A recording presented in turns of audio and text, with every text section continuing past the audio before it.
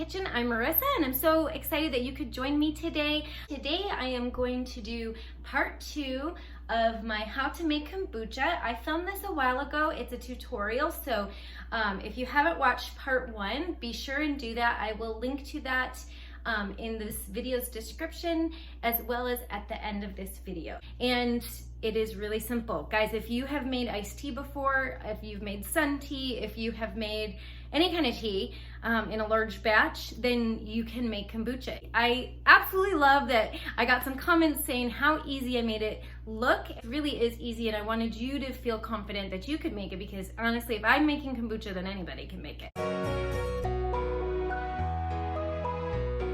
So I got introduced to kombucha through my dear friend Allison, who actually gave me a scoby, and I'm going to talk more about that in a little bit.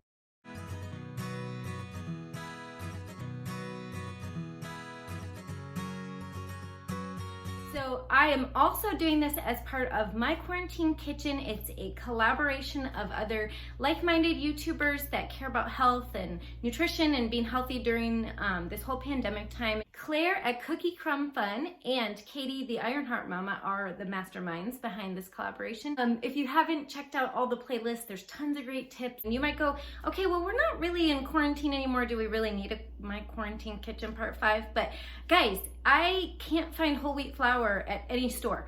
Well, I take that back. At the one store that I've been checking, there's not been flour for like 2 months. I'm definitely still feeling the effects at the grocery store with everything with this pandemic, and I'm sure that you are too, and it probably just looks a little different where you are.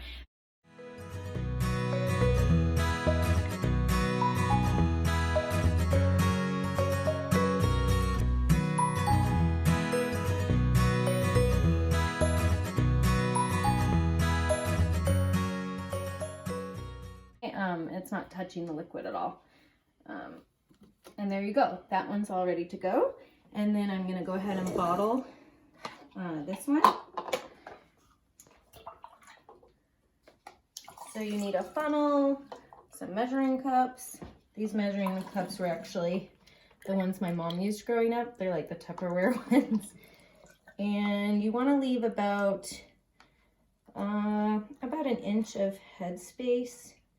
And this looks like it's going to be a really good batch. It's pretty foamy, pretty fizzy. I'm going to let that go down a little bit. So one trick I've learned, I heard about burping your kombucha, which is opening the bottles every day. After you bottle it, you're going to let it sit for 3 days. And I heard to get more, if you really like it fizzy, is to burp them. Well, that didn't work when I tried it, but I found that letting the fizz kind of go down a little bit before I put the lid on seems to help, for me, create a fizzier kombucha. So I'm essentially letting some of that gas kind of naturally go out before I put the lid on. And again, I'm not putting any sugar in these jars. A long time ago, I actually forgot to do that. You can put an 1/8 teaspoon of sugar in each little jar. You could put pieces of fruit in the bottom. You could put pieces of ginger.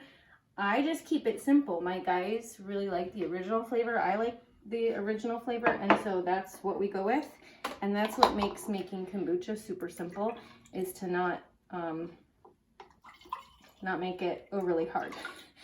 I mean, you could start out with this and then expand from there, but you know, do this for a while just to get used to doing it.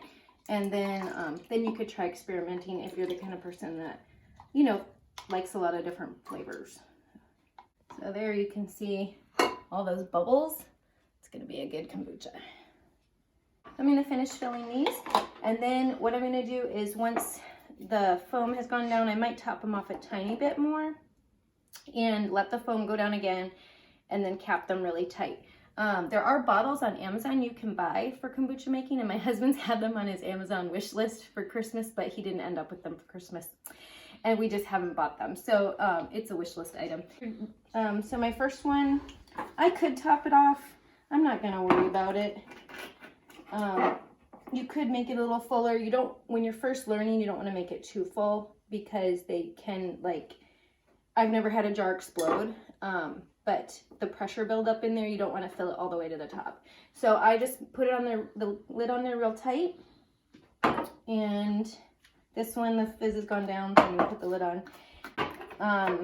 And once I get these bottled, then I put these out in the garage, and 3 days they need to sit, and then you put them in the fridge and you can drink them. And I think they are good for, people might say different, but for like up to 2 weeks, I think you can drink them. So I think, again, I'm not a kombucha expert. There's lots of articles and blogs online. I will link in my videos description the blog post that helped me. My friend Allison learned it from her friend.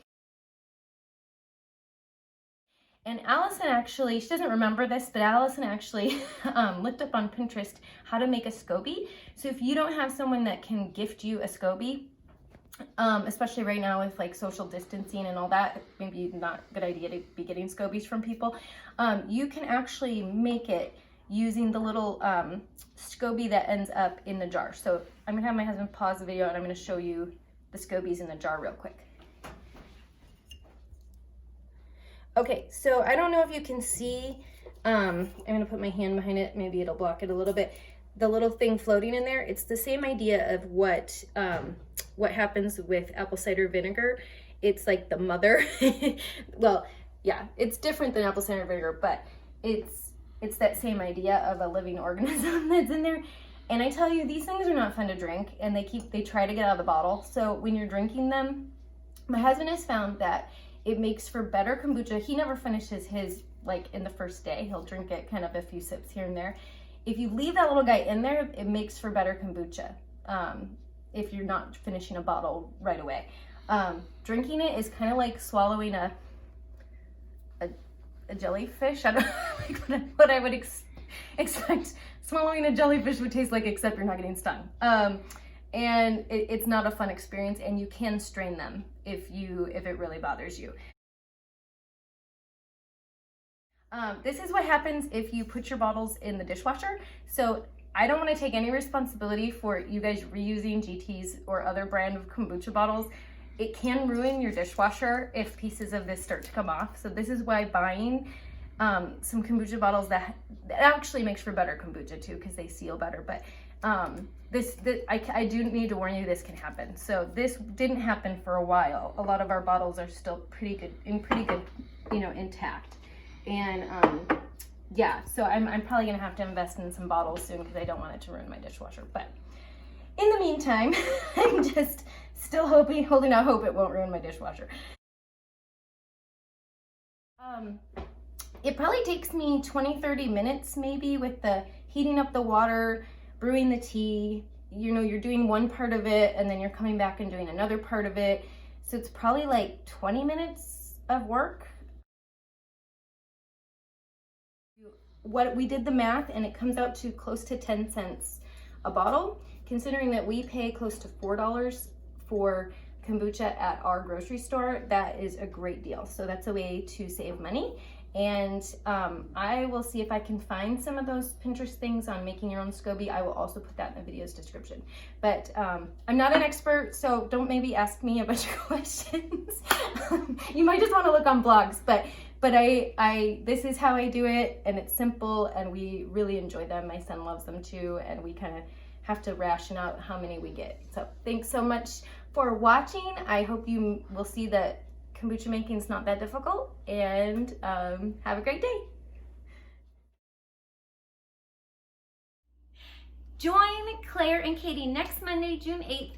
They are going to be doing another conversations with Claire and Katie, and they're going to do another live giveaway, and this giveaway is going to be really big. I have included something in the giveaway. This is my first time doing a giveaway, but we do hope that you have found some encouragement, and these videos have brought you some tips on how to survive right now, or just maybe been a little bit of entertainment and something to fill your time when you were home a lot. I know for me personally, they've been a huge blessing of getting to know these other women, and that's something I just had a takeaway. What is something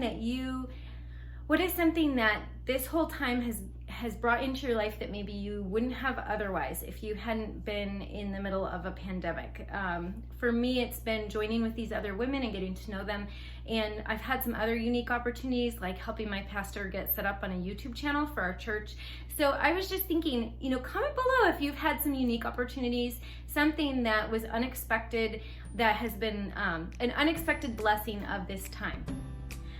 I hope you see how easy kombucha is. I hope you're gonna try it. If you are inspired to try making your own kombucha, or if you learned something new about kombucha, hit that thumbs up. I really appreciate it.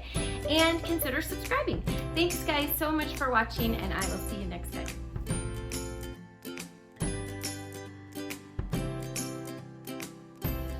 He's gonna have a little helper that wanted to say hi. Brennan, do you like kombucha? No, okay. I tried it